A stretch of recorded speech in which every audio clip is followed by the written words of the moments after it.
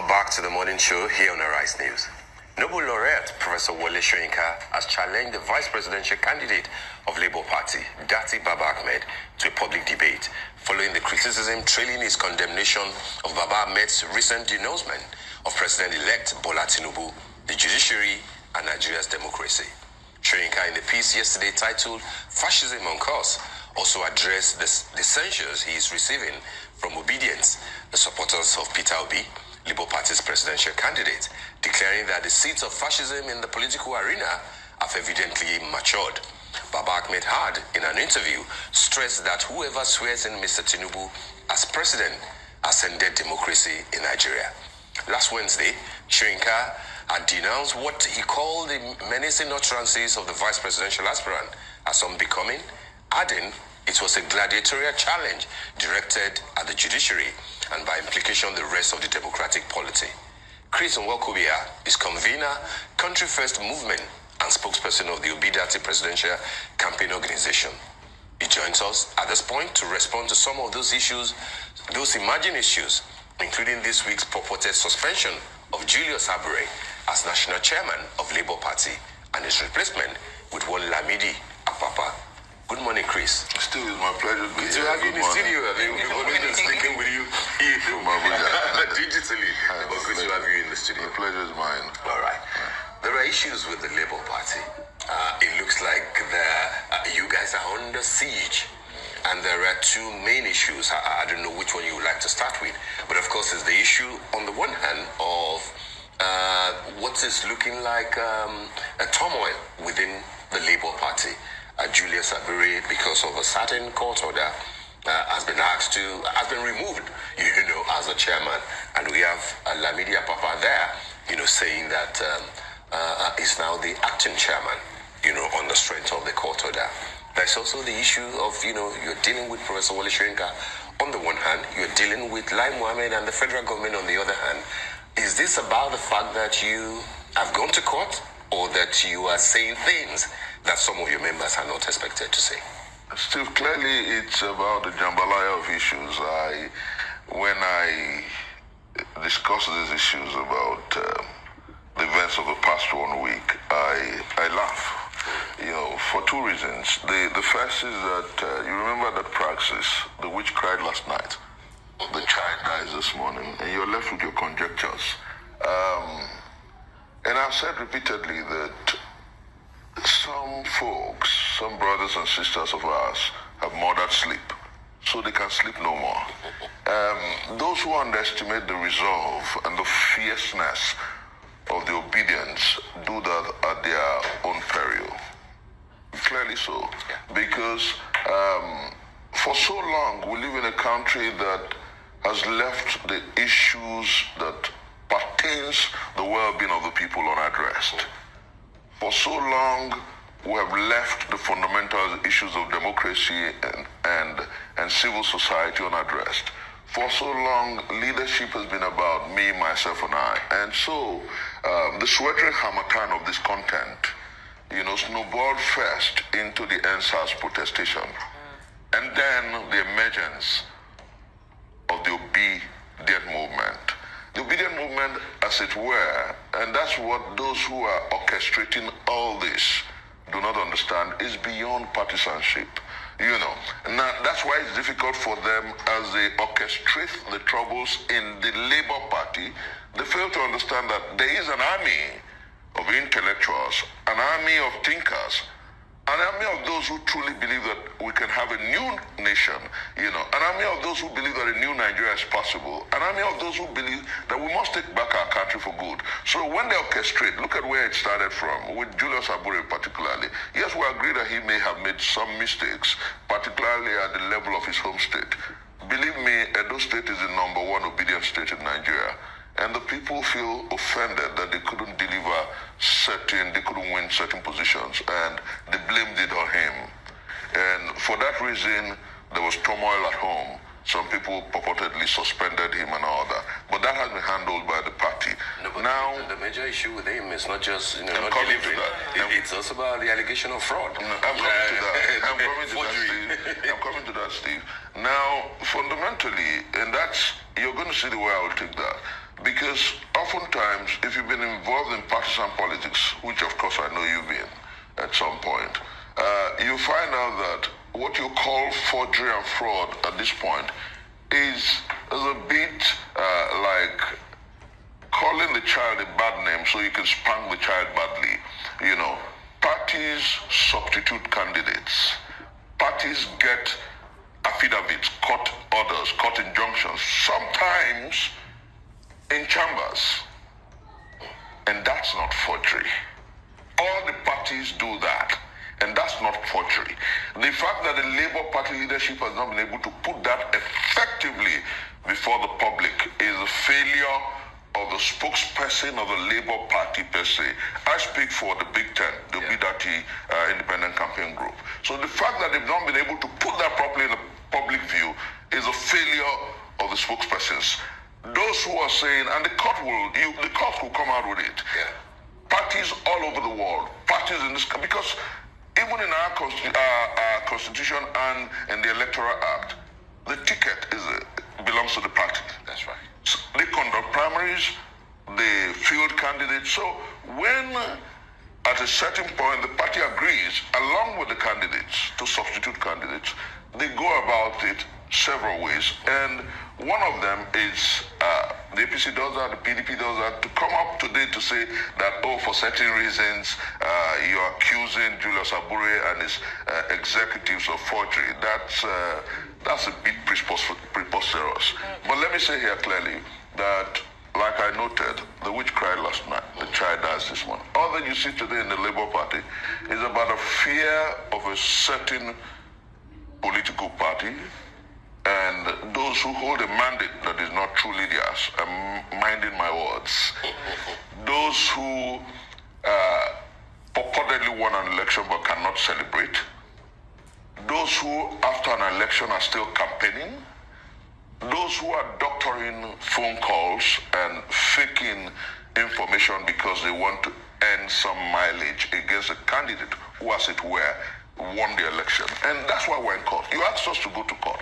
We're in court. Why not just allow the legal process? Why not just allow the judiciary? Why are you trying to twist the Labour Party? Why are you trying to twist the obedient movement? That's what they're asking you to do. Well, can I just come in here? Because, I mean, you have obviously highlighted this allegation, which is, what rings true in all of this. And, the National Legal Advisor has come out to say that these documents giving the backing of the registrar and commissioner of oath seal, that those were the two particular things that they were able to use that they're going to use to identify the fact that those documents were allegedly forged. However, we're looking at a case where there has been an injunction saying that, okay, in the meantime, while we resolve this, let the chairman of this party step aside so that this can be resolved. And I know that this particular injunction was given at the High Court, even though there is another one that has been gotten, from the Abure faction. But why instead of going to get this other injunction, why not focus on clearing your name, or clearing the National Party chairman's name? A proper investigation being done, just so that there isn't this back and forth between, I'll say both factions within the party. Let me say clearly that there is no Abure faction and there's no Apapa faction. It's, like I said, the same people who are orchestrating the troubles are the ones fueling it. As I talk to you, at the worst, there's a deputy chairman of the party.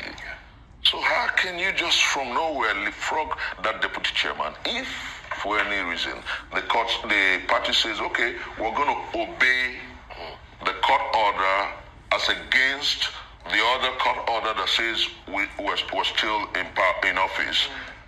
If the party wants to do that, there is a deputy chairman who should take over pending like the PDP did. It's just about a desperation of sorts. It's about people who think... Is Apapa not the deputy chairman? Deputy at what level? The point is, Abure is in South. Yes. Apapa is in South. The substantive deputy chairman is the one from the North. This whole thing is an orchestration. Look at the man they suspended, the former publicity secretary coming back on board. Arabambi. Yes. Then look at the youth leader that they suspended coming back on board. It's an orchestration of trouble that a certain party intends to benefit from, but it won't work. That's exactly what we're saying. I think that there's an infiltration, and there's from outside. They are doing it to the PDP. They're doing it to the Labour Party because we're in court against them. And you see, let me make this very clearly known that the issues are beyond these politics and these diatribes. The issues are fundamentally clear. On the 25th of February 2023, Nigerians voted for a candidate, and they know they know the candidate they voted for. That is why there's some kind of melancholy, some kind of uneasy calm, some kind of clearly what you call the peace of the graveyard. The man who they declared winner in the wee hours of the 1st of March, we don't even know where he is. Then what makes it much more curious is that they have found it impossible, almost impossible to celebrate their victory. Now, what they're doing is junketing the world, trying to get lobbyists to make nations congratulate them. Where does that happen? Democracy is the government of the people, for the people, and by the people. If you win the people, they will celebrate your victory. If you didn't win the people, that's why we're where we are. But I tell you, and I want to say this clearly, Nigerians are listening to me, Labour Party is lucky to have a monstrous, fierce and passionate movement. Like they have a defense that is watertight, called the Obedient Movement. Most of us are not members of the Labour Party, but we're defenders of the mandate of Peter Gregory Obi. And we're fierce, we're intellectually sagacious.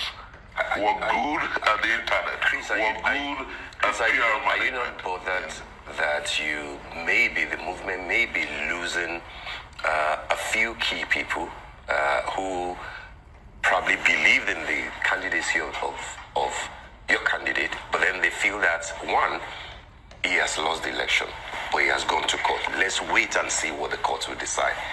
And two, they feel that the style of the obedience, especially online, on Twitter especially, it's not just, it's not civil, it's not decent enough. Are you Secretary coming back on board? Yes. Then look at the youth leader that they suspended. Comes with you on air. I remember I used the word that the obedience are not unruly. They may be fierce, but not rude. And interestingly, we're back on it. Beautifully, let me say, that if in this contestation, the entire political process, if there is any movement that has been very civil, it's the obedient movement. And I'll tell you why. We have not deployed ethnicity or religion in our debate and contestation.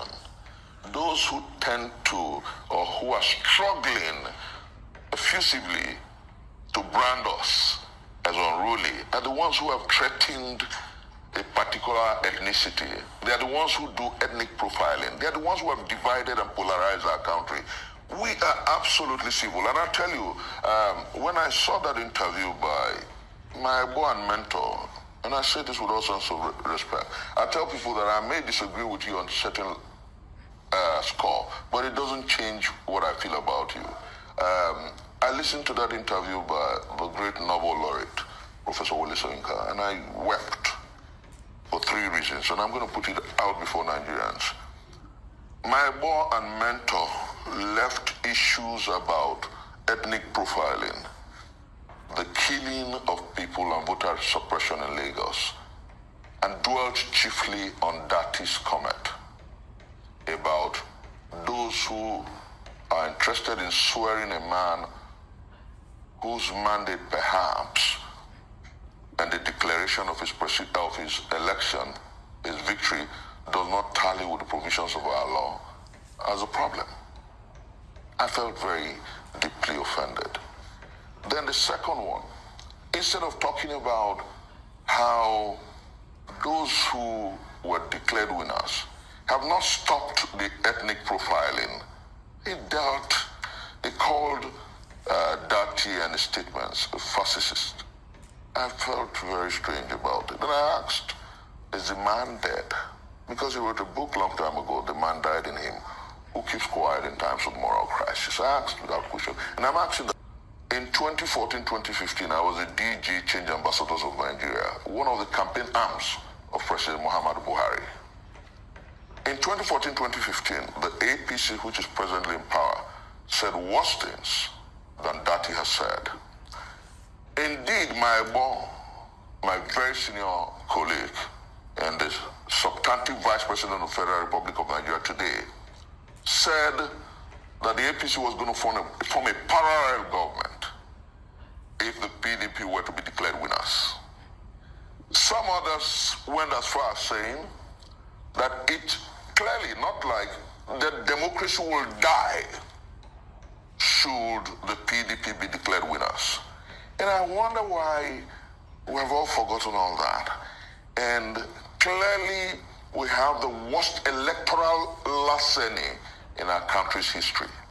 Clearly, we have the worst electoral fraud in our country. Beatified Iwu's 2007 elections.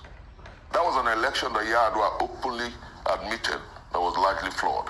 But that election comes to excellence when you juxtapose it with what happened on the February 25th and March the 18th. So why won't you beat a child and you refuse us the right to cry? You have asked us to go to court and we have gone to court and you're uneasy? What do they want? They're saying don't heat up the politics.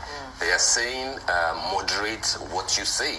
And they are saying that wait for the courts to decide, which perhaps is the reason why Professor Wole Soyinka has requested for a debate with Dati Baba Ahmed. 2014, 2015, they didn't wait for the election before they started threatening. Do you think that the running mates to the candidate, Dati Ahmed, will take on that offer from Professor Wole Soyinka? Oh yes. The list, he will, and effectively so. The list of the obedience can take up that debate and do profoundly. And I know Professor Wole Soyinka, I know his mind. I know he won't go for that debate because the point is, history is replete with facts and figures. Do you know, with all sense of respect, some of us see him as our mentor because he understands the fact that disobedience of an unjust law is indeed the greatest respect for the law.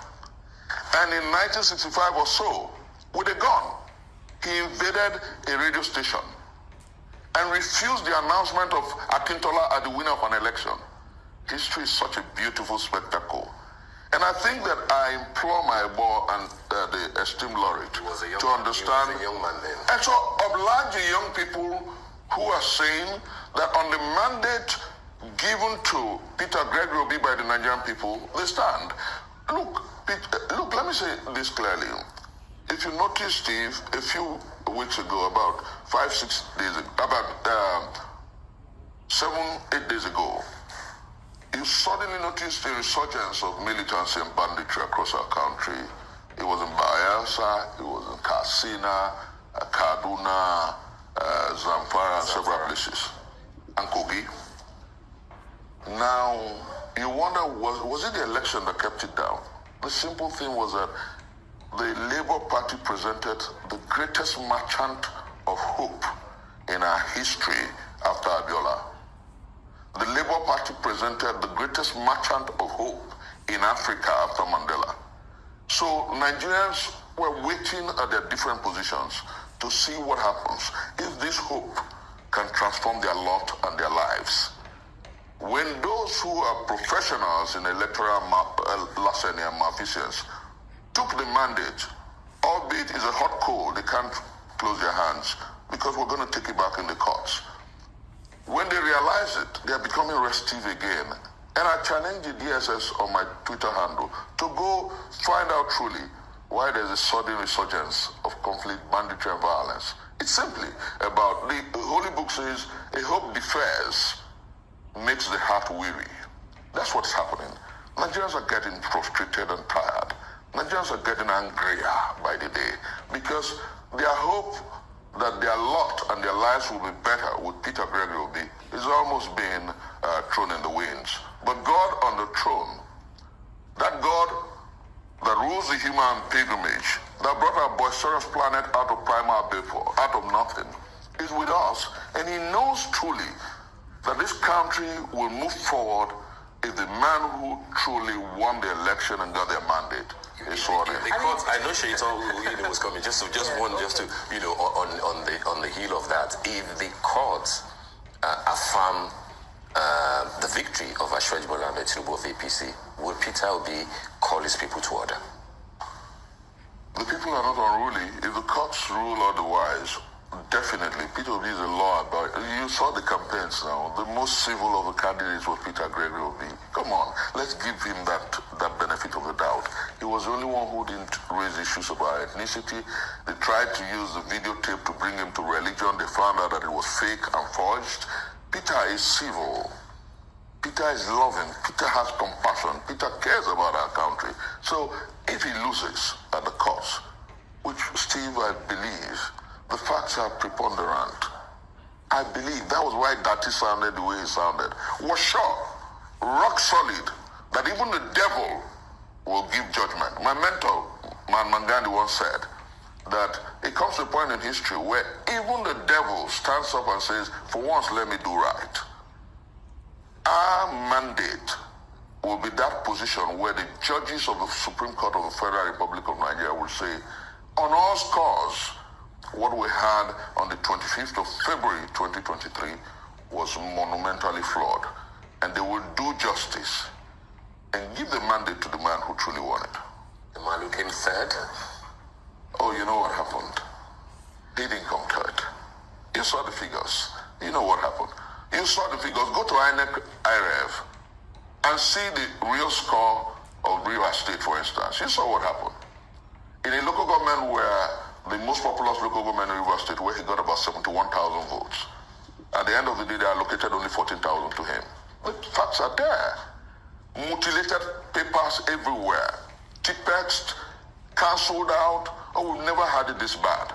And I think that every day Professor Mahmoud Yakub wakes up, his conscience will give him a slap. He will have a prick.